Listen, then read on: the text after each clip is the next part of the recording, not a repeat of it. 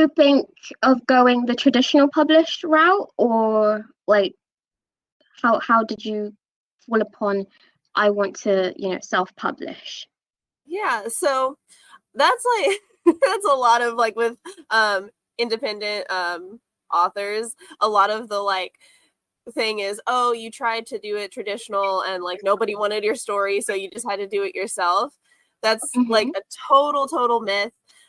For me, I looked up both like options. So I was looking at traditional, I was looking at like indie publishing and Mm-hmm. weighing like the pros and cons of both. And essentially I picked indie publishing first. Like I didn't try to query the Cosmic Principle at all. I essentially knew that I wanted to do indie publishing right away.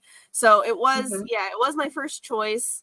So I don't know, I don't know like what traditional like publishers would have thought of the Cosmic Principle, but I don't know. I have a feeling that they probably would, it would have been picked up eventually, but I would just with the pros for indie publishing just outweighed the pros of traditional publishing, like for me, and like everyone's different, but just for me personally, that was what I decided to do. And did you find that you had a lot more freedom? So, for instance, this is like the first installment, and you've split. There's more books coming. So, what was the thought process behind that?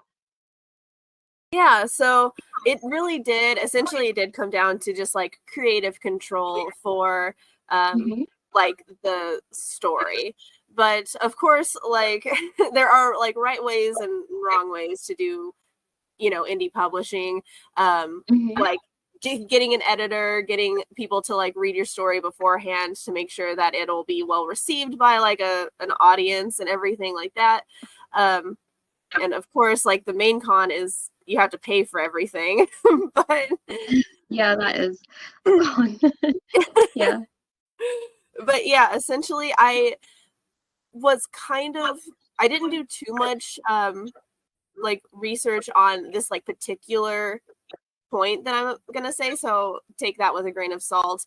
Okay. Yeah. But I heard that from what I had found very quickly, that when you sign with a traditional publisher, you might, if your book doesn't do very well, they might not up you for your series, like Yeah. re-sign you for your series.